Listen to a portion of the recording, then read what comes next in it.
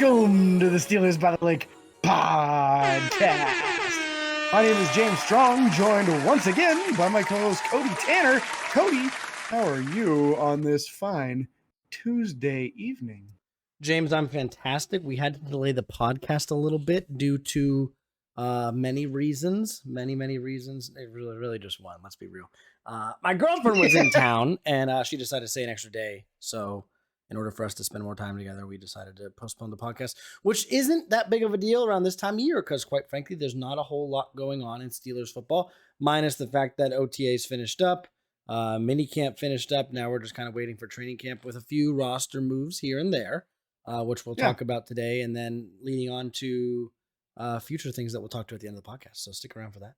Yeah. James, how are you? Absolutely, man.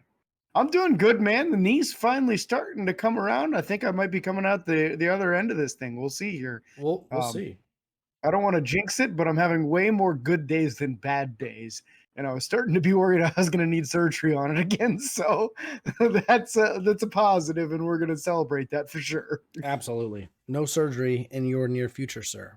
Especially with a bachelor party coming up.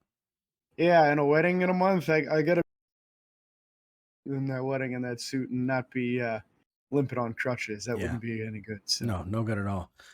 We are going to start out this podcast off with some sad news, James. Unfortunately. Yeah. Stan Savern, longtime announcer for Pittsburgh Steelers. He's covered the team for seems like forever. I want to say it's been like 30, 40 years he's been covering the Steelers. Unfortunately passed away. He was 76 years old. Lost a battle with cancer, from what I understand. Which is just one of the worst things out there in the world. I hate cancer with a passion, and there's even more reason to hate cancer now. But Stan, by all accounts, anyone who ever met him had nothing but glowing things to say about him. Was known for really taking people under his wing and really being interested. I heard some really neat accounts from Josh Carney of Steelers Depot talking about how Stan actually went out of his way to meet him and to help try and tutor him and help him get into the business, and even brought him on to radio shows and to have his input, and then did so with other members of Steelers Depot like Alex Kozora, and just was one of those guys that was open to anyone's opinion and anyone's input. Never felt like he was too good for anyone else. Never felt like he was the guy that knew everything and everyone else knew nothing. Like, that wasn't who Stan was. A very humble man all the way till the end. Very inclusive. And just, it's a sad day when someone that's that good of a person passes away. Yeah, absolutely. So our prayers go out to him and his family and his loved ones for sure. Now on to football news, direct football news. Steelers did bring in multiple middle linebackers for tryouts over the past week. And they did wind up signing one, which we'll get to that later on. We're not going to rush this, but we want you to mingle in that idea. Think about Who could it be? We don't know. Ray Lewis? Yeah. A couple weeks ago, Quan Alexander was brought in and nothing came of it. So you never know. Sometimes they bring these guys in, put them through a workout. Things don't go the way they planned. Maybe the guy wants more money. Maybe the Steelers don't want to pay that much. You never know sometimes. You never know. Maybe they don't like the competition in the room. They want to be guaranteed a starting job, and they're not getting one guaranteed. I feel like I feel like this is a good segue, James. I feel like you're leading to something here. I am kind of going to a direction. We might as well get into it. One of those linebackers was signed after someone else being released. We'll come back to the release to get back to that. Linebacker Nick Kwiatkowski. Nick's been around the league since 2016, so he's got a lot of experience. Had a couple of years with some pretty good production. One was his final year with the Chicago Bears, which was the team that drafted him originally. And then his first season with the Las Vegas Raiders, which was the season directly after. Both years he had 4 passes deflected and an interception. I want to say one year was 81 tackles. The next was 76. Backwards. 76. 76 his last year with Chicago. 81 first year with the Raiders. So good production. Was never a high-end superstar middle linebacker. But I like the fact that in his 2 years where it seems like he played the most, He did have production in breaking up passes and getting his hands on the ball for interceptions. Yep. So that's something that Pittsburgh seems to have the biggest weakness in the middle linebacker group right now is guys having experience as better pass defenders. So what are you going to do when you're in that nickel situation and it's 3rd and long? Are you going to bring Keanu Neal up to the linebacker position? It would be much better if you had a middle linebacker who you had a little faith in defending the pass. So I think that's exactly what this is. This is probably a bad indication for how Pittsburgh felt about the pass defending capabilities of Mark Robinson, Elandon Roberts, Tanner Muse. These guys all got a chance to show what they had in the OTAs and the mini camp. And Pittsburgh very promptly went out and signed another middle linebacker. Yep. So they definitely felt like they needed more competition in the room. Cole Holcomb, I think, is going to be the number 1. But this would be somebody to help push that group. And if nobody really separates themselves as being another guy that can defend the pass, then maybe Nick Kwiatkowski is the nickel middle linebacker next to Cole Holcomb as like the pass defending specialist. Maybe he is. And here's what I will say, James. Nick is celebrating today for 2 reasons. One, he gets to come back home. The man's a local boy from Bethel Park, Pennsylvania. So he comes back home, gets to play for his home team. And on another note, he went to the College of West Virginia, James. West Virginia is celebrating 160. Did he really? Yep. And West Virginia's 160 years of statehood is today. So celebration for them. Wow. Yeah. Congratulations, West Virginia. Does that make them one of the first states? Hmm? Yeah. Yeah. Sure. I don't know. Very cool. I don't know my history. Whatever. Just your West Virginia, apparently. Listen, when the mom's girlfriend Snapchats me in the morning and says, "Happy birthday, West Virginia," it's kind of ingrained in my head for the day. I was like, what? She has a Christmas tree set up in her shop where she does nails and everything, and it's all West Virginia'd out. And she's like, "Happy birthday, West Virginia." And I was going to be like, "When's Penn State's?" But I wasn't going to do that. Yeah, right. I wasn't going to be mean today. Should have just responded with 2 words. We are. I don't know if she know what that meant, though. She gonna learn today, Cody. She gonna learn today. She definitely gonna learn today. So yeah, he's celebrating for coming home, and that's a cool thing for him to be able to play. And Pittsburgh likes to do that. Pittsburgh likes to have local people, and maybe other teams do, and then I just don't hear about it. They probably do, yeah. But it's cool when this kind of stuff happens. So hopefully he can finish out his career. Say that's definitely a common thing because you see a lot of Penn State guys end up in Philadelphia. And that's right in that area out there. So I think that's definitely a common thing where if you played your high school or college ball in the area, you got a better chance of ending up with that team. Yeah. But anyway, that would have put them at 91 if they hadn't already somebody. They did, previous to signing Nick Kwiatkowski, they released safety Scott Nelson. That they did. So Scott gets the boot. That does make sense because we did hear a decent amount about Elijah Riley. Elijah Riley. Having a nice camp so far. Good in OTAs, good in mini camp. Sounding like he's actually really pushing for that nickel position. What I understand also is that apparently he played more college corner than he played safety. So a little bit more of his history. And I like the size.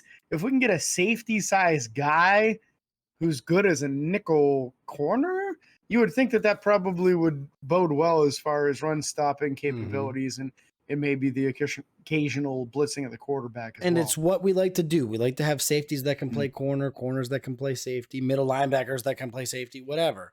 We like to have those hybrid guys. They play that nickel corner almost like a freaking linebacker. Yep. You know, Mike Hilton played like a linebacker, and that's such a fan favorite. Not his coverage capabilities, because they really weren't that amazing. No. But his ability to take down a runner behind the line, his little 182-pound butt or whatever he was, man, he hit like he was a good 210-pounder. So why not try a 210-pounder and see if he can do it, right? Yeah, so we'll have to wait and see what happens with that. And then so we have more signings and releasing happening in just a minute. Unless, James, did you already mention the release? Yeah, you did. Scott Nelson. Actually, we'll do this now. Scott Nelson, yes. We'll do this now. Not the other one, though. Steelers also released wide receiver Anthony Miller. A guy that Mhm. had some potential, some upside. Apparently not anymore, at least not with us. And they did go out and sign a long snapper by the name of Rex Sunahara. Sunahara. Yeah, Rex is Sunahara? back, man. Was it Yeah, Sunahara? Sunahara. Sunahara. Sunahara. If the name I sounds don't know if it's really that familiar, fancy. Yeah, you're a big time fan of the Steelers. Just know that. yeah, Yeah. yeah. Yeah, Rex was on the practice squad for half the season last year, so he's familiar with the team. The team's familiar with him. They honestly had probably 4 to 6 different long snappers in for tryouts, and Rex is who they settled on. Typically, they go to training camp and they have 2 long snappers. So now there's some real competition for Christian Coots, who last season had a couple snaps that weren't the greatest in the world. So Rex has a legitimate chance here if he has a good preseason, if he has a good training camp, he might actually be able to beat out Christian Kuntz for the starting job. Yeah. That would be pretty impressive, honestly, and a great payday for him. It's a hell of a big difference between making 150 grand a year and making, what is it, like 750 or 800 grand for a league minimum contract these days? Yeah, it's a good payday. That's whew. We'll take it. The last news that we're going to talk about on the show today, some training camp stuff. Well, not training camp, but like OTAs and practices and everything else, mini camp. Broderick Jones, the rookie out of Georgia, praises Dan Moore Jr. for staying after practice to help him learn new techniques, learn the position, Yeah. and learn just in general from a guy that's been in the league now, what, 2 or 3 years? 2 years. Yeah, 2 years now. This would be his third year this Yep. upcoming season. So honestly, when I heard that Dan Moore was staying after practice to help Broderick Jones practice more, work on his hand technique, hand placement, foot technique, all that stuff, I was like, holy crap, man. You really couldn't have a better teammate right now than Dan Moore. Because the guy's gunning for your job and you're helping him.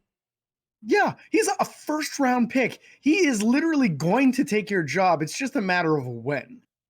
And Dan Moore is doing absolutely everything. You couldn't draw it up any better of a teammate right there. And this is something that Pittsburgh will not just forget about. Nope. They see these things. They know what's going on. They know who's still on the field after practice. They know who's down there.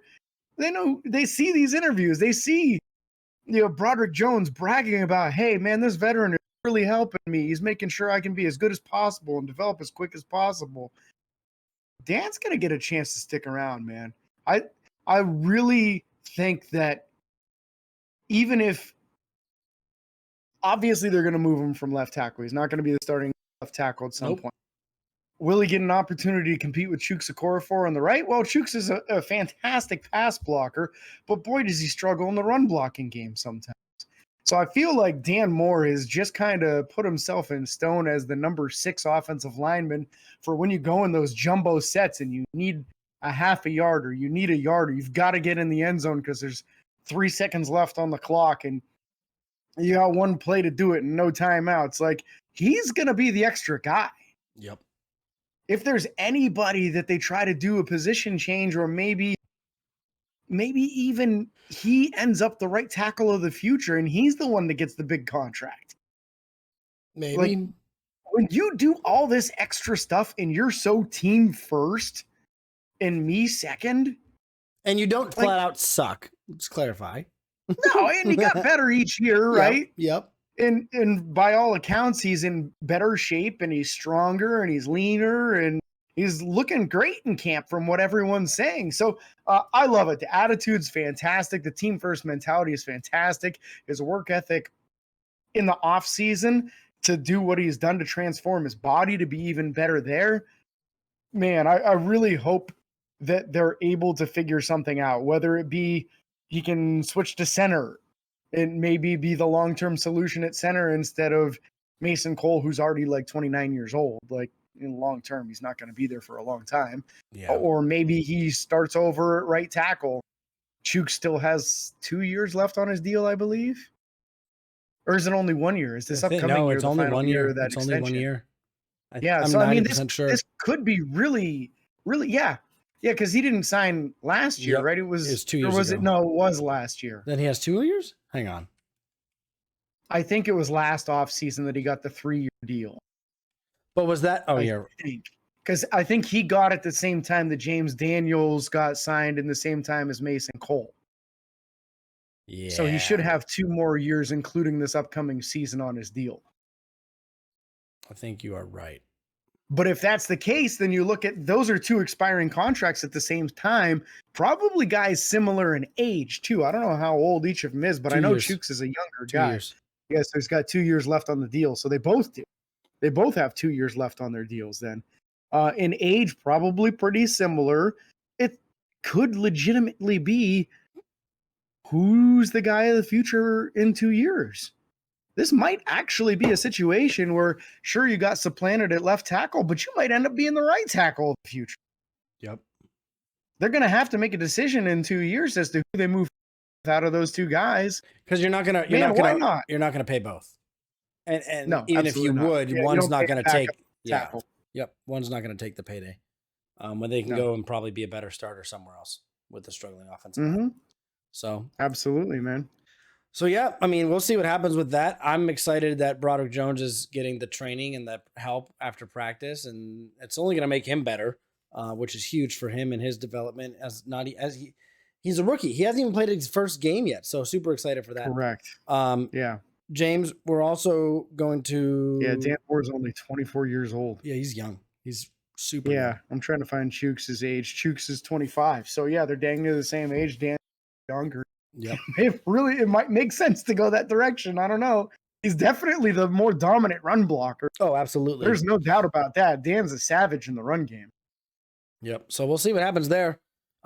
Next week we are going to do episode 1 of 2 episodes where we go over our way too early 53-man roster predictions. James is going to share. It's a little early. Especially now that they don't do cut downs until the end of preseason. It's a little early. I mean, you're supposed to do 2 though. You do one before the preseason starts and then one at the end of the preseason. It's still way too early. It's not even July. And it got 90 men on the roster. Whatever. Anyways, James is going to share his next week. I'll share mine the following week. I'm going to have mine ready before you do yours. I don't want it to be influenced by yours at all.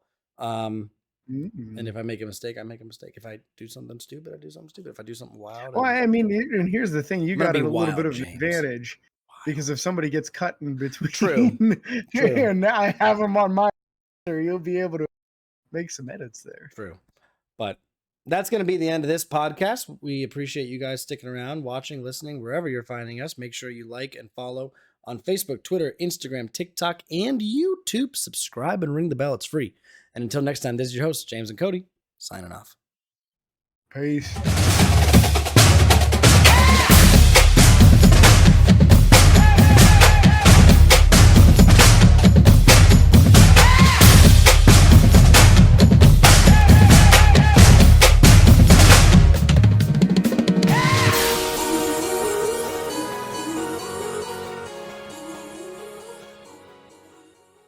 Country road, take me home to the place I belong, West Virginia. We are Penn State. Take me home. Take me home. Country roads.